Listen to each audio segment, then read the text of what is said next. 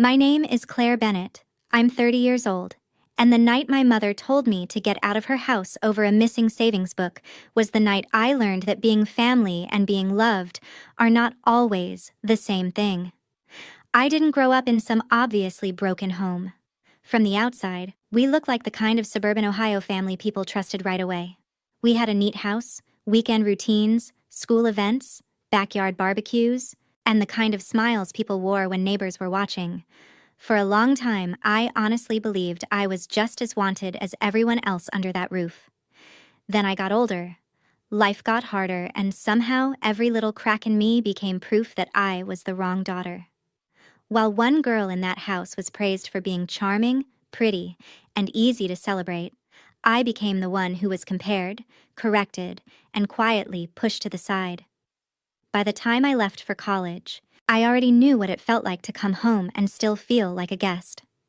But I never imagined things would explode over something so small and so strange that even now, it sounds ridiculous when I say it out loud. A missing savings book. That was all it took. One accusation, one cold look, one decision made without letting me explain, and suddenly I was standing there being treated like a thief in the same house where I had spent my whole childhood trying to be enough. Years later, when the one person who had truly been paying attention made a decision that changed everything, the same people who threw me away showed up at my door in tears, begging for a place in my life again. Before I tell you what disappeared, who got blamed, and why those tears came far too late, tell me where you're watching from and what time it is where you are right now. I really want to see how far this story reaches before I tell you how it all fell apart. When I was little, there was nothing in my house that warned me I would one day be treated like an outsider. We lived in a quiet suburb outside Columbus, Ohio, in the kind of neighborhood where kids rode bikes until the streetlights came on, and neighbors waved from driveways like they had known each other forever. My parents took my sister and me to soccer practice, school concerts, and weekend events at the community center. We were both signed up for activities, both included in family photos, both hugged goodnight. If you had asked me back then which one of us was the favorite, I would have looked at you like you were asking a stupid question. I would have said neither. I would have said we were both loved. I believed that for years. Then I got to ninth grade, and something shifted so quietly that I did not notice it at first. My classes got harder, and I was trying to keep up with advanced coursework while also dealing with a minor leg injury that forced me to quit sports for a while. It was not some dramatic collapse. I did not start failing out of school. I just stopped being effortless. I brought home a few grades that were lower than usual, and suddenly, my mother looked at me differently. It was subtle at first. Her smile faded faster when she looked at my report card. Her praise sounded polite instead of proud.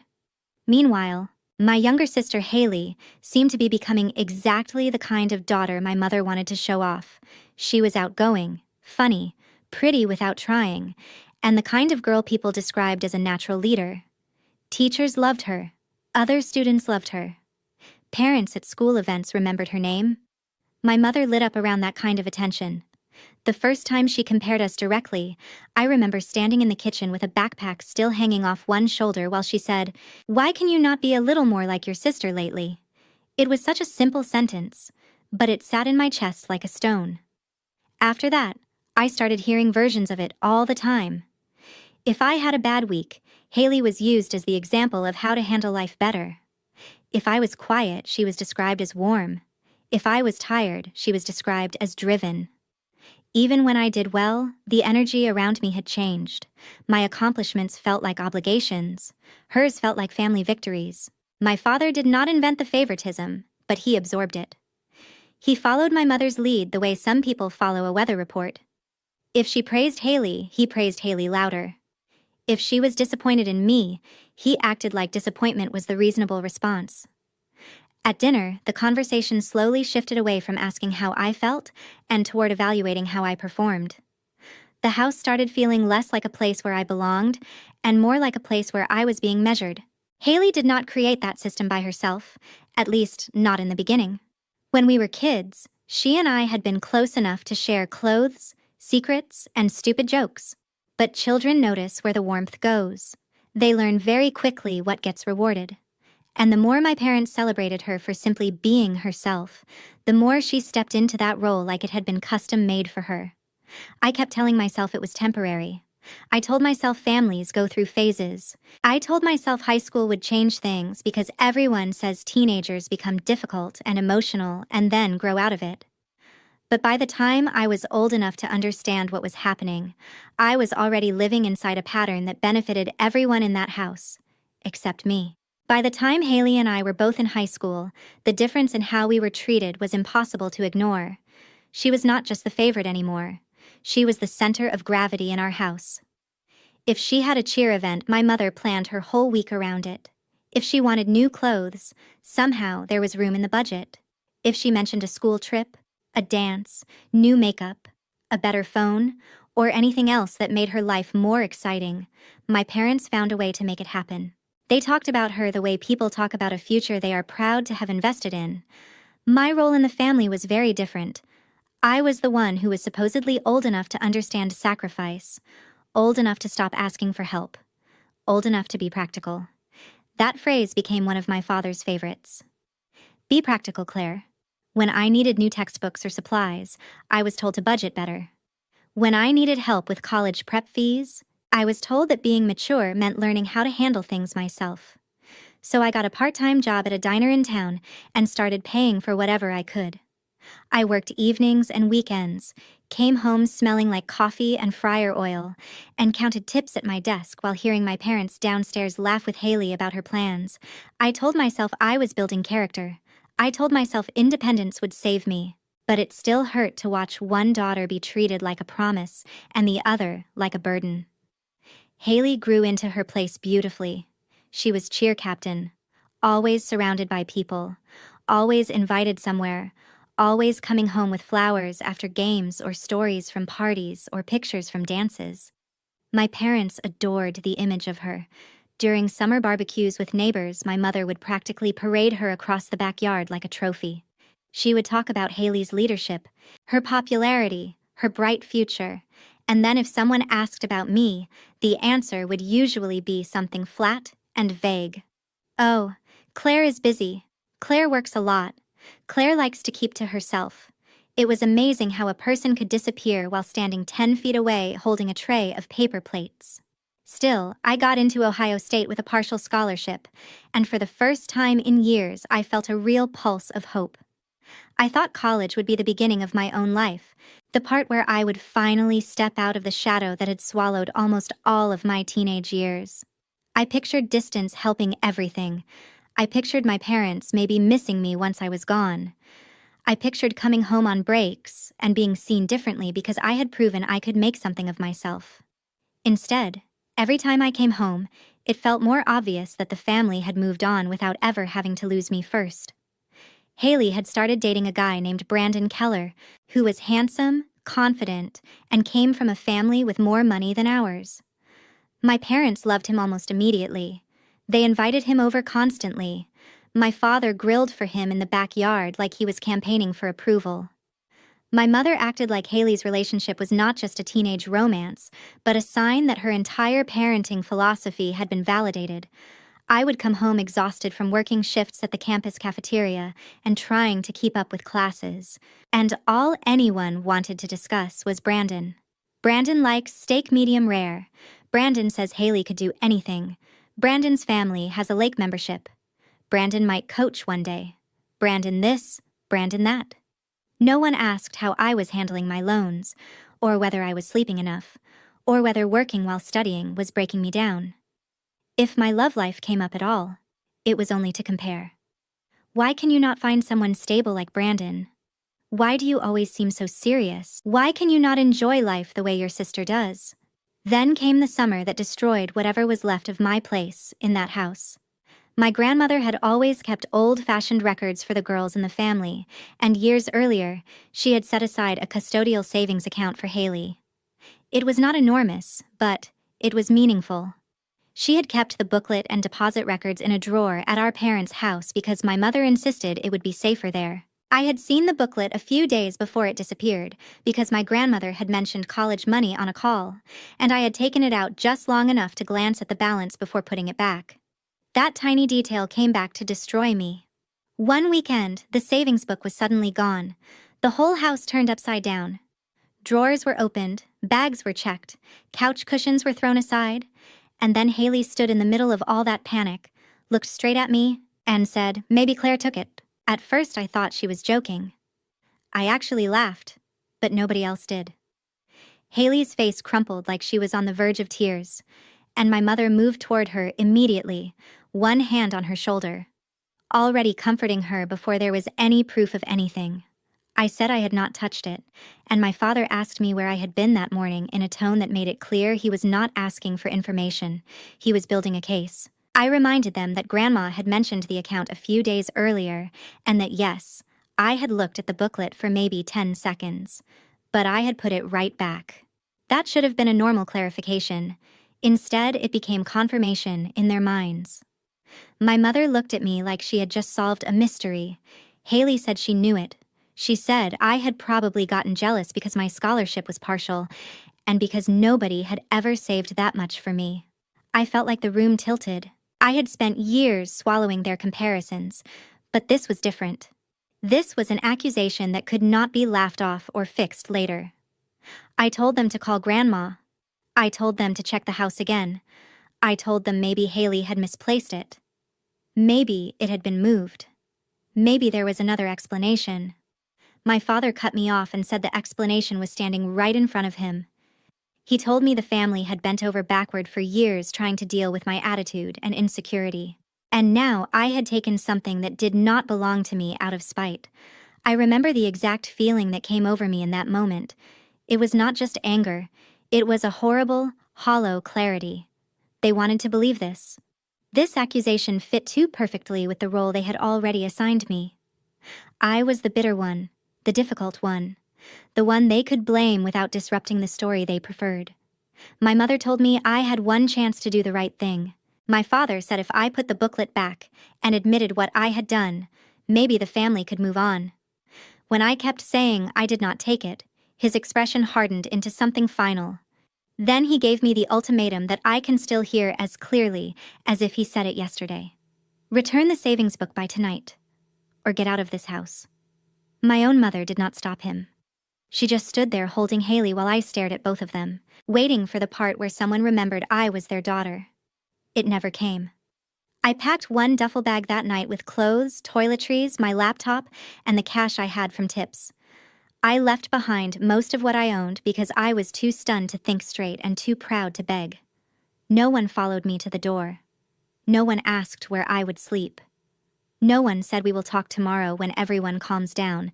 I walked out with the kind of silence behind me that only exists when people have already decided you no longer matter.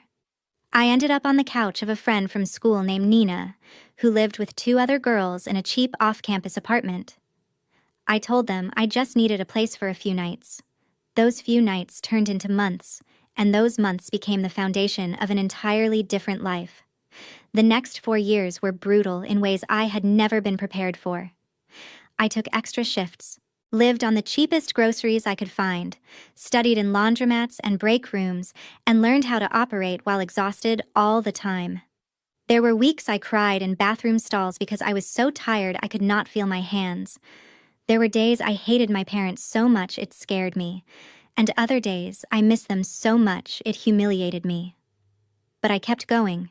I finished my degree in business administration with honors. I got an entry-level operations job after graduation and worked my way up. Eventually, I moved to Cleveland for a better position with a healthcare network, rented my own apartment, built a routine, paid my bills, and started becoming someone I actually respected. Through all of it, only one person in my family stayed quietly, consistently present. My grandmother, Evelyn, never pushed me to reconcile. She never lectured me about forgiveness. She never repeated the lie about the missing savings book. She just texted on holidays, mailed birthday cards, asked if I was eating enough, and told me she was proud of me in a way so simple that it nearly broke me every time. That was why, years later, when she invited me to Thanksgiving at her lake house near Lake Erie, I told myself it was just dinner. I told myself I could handle a few hours of discomfort for the sake of the one person who had not abandoned me. What I did not know was that the invitation would drag everything buried in that family straight into the light. Thanksgiving at Grandma Evelyn's lake house felt like walking into a memory that had been preserved in glass. The place smelled like cedar, roasted turkey, cinnamon, and the cold, clean air coming off the lake. It should have felt comforting. Instead, the second I walked inside and saw my parents, Haley and Brandon, already there, it felt like my lungs tightened. Everyone was polite in the stiff, artificial way people are when they know the room is built on a lie. My mother hugged me too carefully. My father asked how work was going, like we had simply not seen each other in a few weeks instead of years. Haley smiled with the easy confidence of someone who had spent most of her life believing every room would eventually return to revolving around her. Brandon was still handsome, still calm, but there was something different about him now. Less dazzled, more observant. Dinner itself was almost surreal. The table looked beautiful.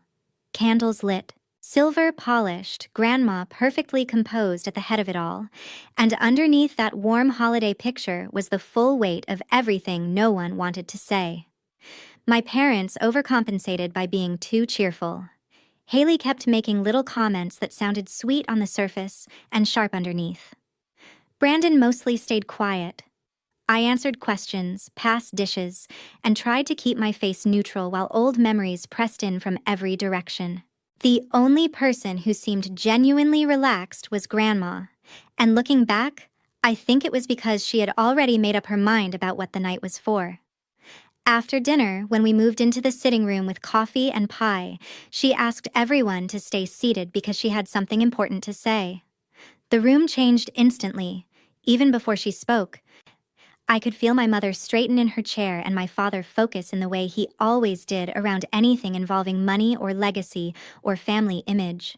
Grandma began calmly. She talked about age, responsibility, and the importance of knowing what kind of people your family members become when life is not easy. Then she reached for a folder on the side table and asked me to come sit beside her. My heart started pounding so hard I could hear it. She placed the folder in my hands and said that after a great deal of thought, she had updated her estate documents. Inside were the deed to the lake house, trust paperwork, and records tied to the retirement portfolio she had spent years building. For a second, I genuinely could not process what I was looking at. I thought maybe she was asking me to help organize it. Then she said, very clearly, that she had chosen me as the primary beneficiary because I had proven I knew how to carry responsibility without expecting applause for it. No one moved. No one even pretended to. My mother's face lost color first. My father looked like someone had pulled a chair out from under him. Haley's expression was the strangest of all because it was not just shock. It was disbelief mixed with insult, like the universe had made an administrative error. Grandma did not raise her voice. She did not accuse anyone directly. That somehow made it more powerful. She simply said that family assets should go to the person most likely to protect them, not to the person most used to receiving things. It was the closest I had ever seen her come to drawing blood with a sentence. I did not know what to say. I was grateful, overwhelmed, and suddenly deeply aware that everyone in that room was recalculating me in real time. My father recovered first, forcing a smile that did not reach his eyes.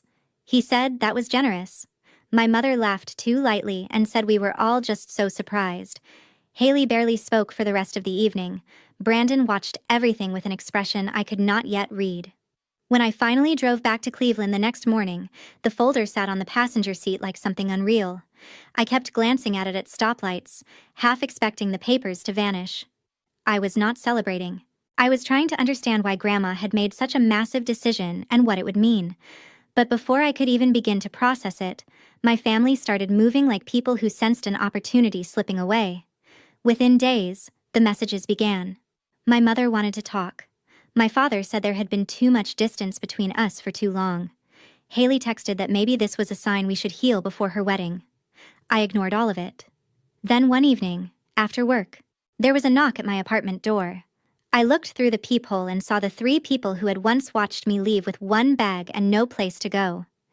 This time they were standing on my welcome mat with tears in their eyes. My mother was crying before I even opened the door all the way.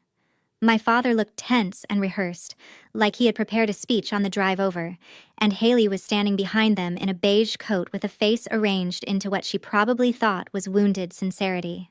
For one insane second, I considered pretending I was not home, but they had already seen movement inside, so I opened the door just enough to step into the hallway and keep them from entering. My mother said my name like it hurt her. My father said they needed to talk as a family. Haley added that things had gone too far and that with the wedding coming up, she did not want any more division between us. I stood there listening, and all I could think was how familiar this was. Not the crying, not the begging. Those parts were new. What was familiar was the assumption underneath it all that the timing of my life should still bend around hers. My mother reached for my hand. I pulled it back. She started saying how sorry they were for the past, how families make mistakes, how too much time had been wasted. My father said nobody wanted to live with regrets. Then he said something that made the entire performance crack open. He said that Grandma was getting older, and we all needed to come together before things became more complicated. More complicated. Not more emotional, not more painful. More complicated. That was the word that gave them away. This was never about my absence. It was about their panic. Haley stepped in then, saying she wanted me beside her for the wedding, that she hated how broken everything felt, that she had been young and careless before. It almost would have sounded convincing if she had not ended it by saying that there was plenty for everyone if we handled things the right way.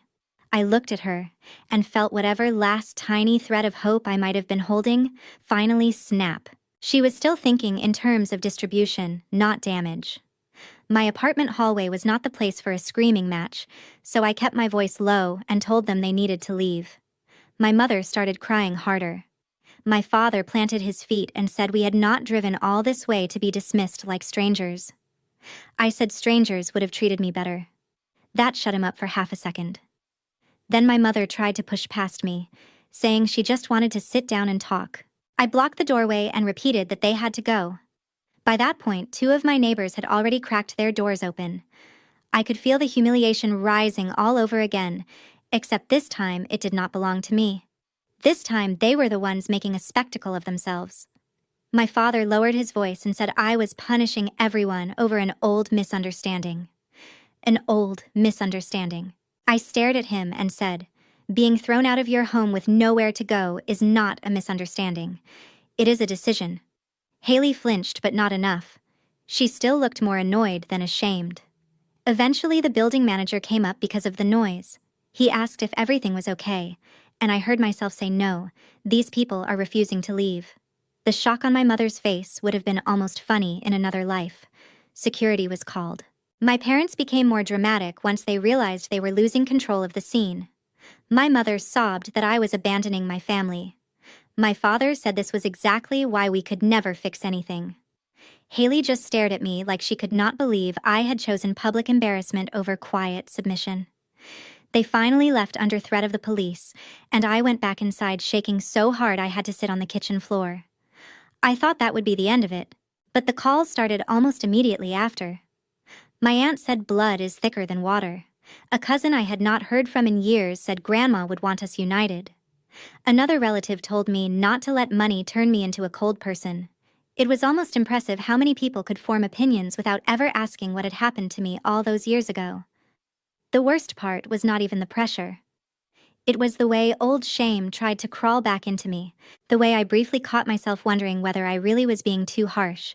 Then I remembered the duffel bag, the couch I slept on, the jobs I worked, the meals I skipped, and the silence from every single one of them while I rebuilt my life alone. That same week, Haley sent messages to a few acquaintances of mine trying to present herself as the heartbroken sister, reaching out to an emotionally distant sibling. That was when I stopped feeling conflicted and started feeling tired in a cleaner, sharper way. They had not changed. They had just changed tactics. What they did not know was that someone else had now seen enough. When my grandmother heard about the scene at my apartment, she did not tell me to forgive them. She asked me one question instead. Claire, do you want the truth dealt with?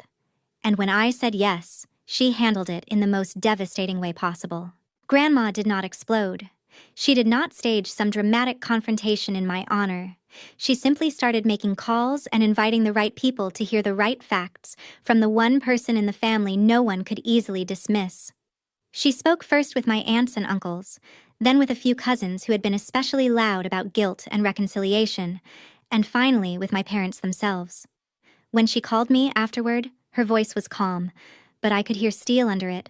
She told me she had asked my parents directly whether they had ever actually found Haley's missing savings book in my room. There was a long silence on their end, she said. Then my mother admitted they had not. Not ever. They had only told the family that later because it sounded cleaner than admitting they had thrown one daughter out of the house based on an accusation and a preference. I sat on my couch with the phone pressed to my ear and felt something inside me go still. I had always known they believed what suited them. I had not fully understood until that moment how much of their version of events had been deliberately manufactured afterward to protect themselves. Grandma went further. She had already pieced together what really happened with the missing account booklet. Haley had taken it out weeks earlier to show Brandon and had misplaced it in a tote bag full of old papers and cosmetics. It had eventually turned up mixed in with things she had stored and forgotten. My parents had known for years that the story did not add up. But by then, too much damage had already been done. Admitting the truth would have meant admitting they had sacrificed me to preserve Haley's innocence and their own pride. So they lied. They said it had been found in my room. They let relatives believe I had stolen from my own family. They built their comfort on my exile. Once Grandma started correcting the record, the rest unraveled fast. One uncle revealed that my father had taken out a second mortgage on the house to help finance Haley's lifestyle, and the image of stability they kept selling to everyone around them. Another relative admitted my mother had been privately panicking for months about money, but still pretending everything was fine because she could not tolerate the humiliation of looking less than perfect. Then came the final crack in Haley's picture-perfect life. Brandon left. Not in a quiet, mutual way and not months later after things cooled down. He left after finally seeing the whole structure for what it was. He had tolerated Haley's selfishness for longer than he should have, because she was beautiful, charming when she needed to be, and backed by a family that looked polished from the outside.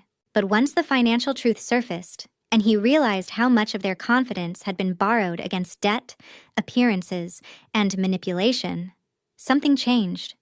He also saw who Haley became when things stopped going her way. She was cruel to vendors, dismissive of anyone she thought beneath her, and furious whenever attention drifted off her for even a second. He ended the engagement shortly after a disastrous planning dinner, and word spread through the family faster than any of my mother's old lies ever had. Suddenly, the same people who used to describe Haley as blessed and adored were describing her as difficult. The same relatives who once implied I should be more forgiving started calling to apologize for believing the worst about me. I accepted some apologies politely and ignored others. I was done letting other people's late guilt become my emotional responsibility. My parents took the collapse badly. With the mortgage pressure, the wedding mess, and the social embarrassment of the truth getting out, they were forced to sell the house I had grown up in. Haley moved back in with them after the engagement ended and took a low-paying retail job because there was no more one else stepping in to cushion her life.